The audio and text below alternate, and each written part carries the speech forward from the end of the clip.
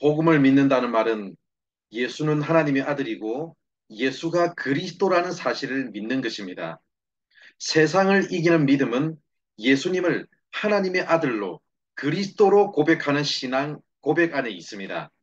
그 사람이 믿음이 성숙되었느냐, 기초 단계에 있느냐를 확인하는 방법은 피와 물과 성령, 이 세 가지 증거를 가졌느냐입니다. 피의 증거는 십자가, 즉 죄의 문제가 해결된 사람, 예수 믿고 죄 사함 받은 사람을 말합니다. 물의 증거는 세례, 즉 자기를 부인하는 것을 말합니다. 성령의 증거는 육신의 충동이나 감정을 따라 살지 않고 성령의 질서를 따라 사는 삶을 말합니다. 우리 신앙생활에 피의 증거, 물의 증거, 성령의 증거가 있어야 합니다. 그렇게 할 때 우리는 세상을 이기는 하늘의 능력을 공급받을 수 있습니다. 이 피의 증거와 물의 증거와 성령의 증거는 출애굽기에도 나옵니다. 출애굽기 1장부터 11장까지는 하나님이 나를 찾아오신 사건입니다. 하나님이 일방적으로 은혜를 베풀어 주시는 단계입니다. 그래서 12장에서는 어린 양의 피를 바름으로 구원을 경험합니다. 피를 바름으로 심판으로부터 건짐을 받습니다. 이것이 피의 증거입니다.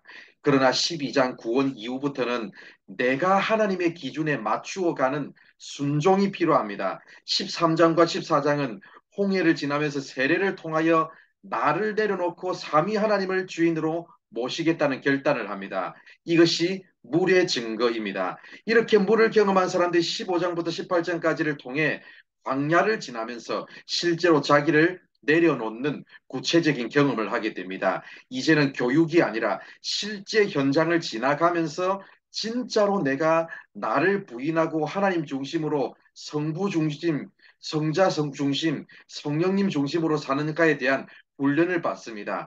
여기까지가 물의 증거입니다. 고난의 광야를 지나면서 그때야 비로소 하나님의 법, 진리가 보여지기 시작합니다. 이제부터는 고난을 극복하는 게 전부가 아니라 진리의 삶에 도달해야 합니다. 그것을 위해 제자 훈련이 필요합니다. 그래서 19장부터 24장까지는 하나님께서 우리를 시내산으로 인도하셔서 하나님의 백성으로 살아가는 원칙, 즉 말씀으로 제자 훈련을 하십니다.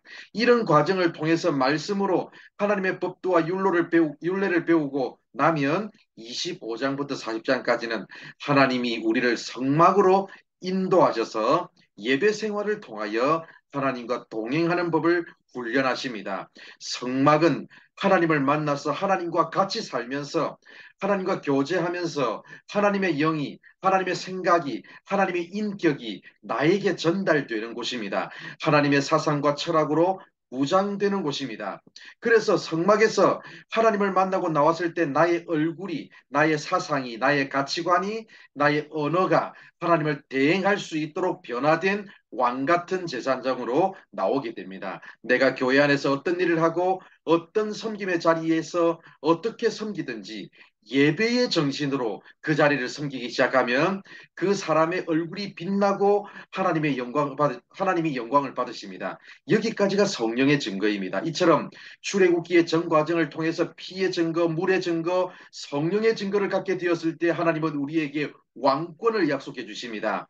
하나님께서 창조 시에 사람에게만 주셨던 하나님의 형상과 다스림의 권세, 즉 선십과 킹십이 있습니다. 그러나 타락한 이후 사탄이 우리를 망가뜨려 하나님으로부터 그 자녀의 영광으로부터 멀어지게 했습니다. 그러나 한 사람이 전 인류에게 사망을 가져왔듯이 예수 그리스도의 은혜는 사탄의 영향력보다 더욱 탁월한 능력을 가졌는데 결국 우리를 승리의 삶 가운데로 인도하십니다. 우리는 이제 예수 그리스도를 통하여 생명 안에서 왕노릇하는 자가 되었습니다. 생명이라는 말은 구원받았다는 말입니다. 구원받고 생명 안에서 왕권을 가지고 다른 사람들에게 영향력을 끼치는 삶, 사망 권세를 대항하고 싸워서 하나님의 나라를 건설하는 삶을 살아야 합니다. 세례 주고 제자 삼아야 합니다.